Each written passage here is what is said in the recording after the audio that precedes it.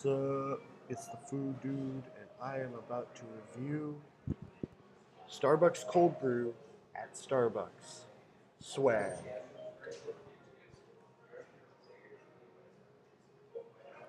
Ah, it's like a black metal album. It's like bitter, but it's also like really watery and like coffee-like, and it keeps you going, man. It's like powerful, and you know, it's what gets you through the day. It's like weed, except not.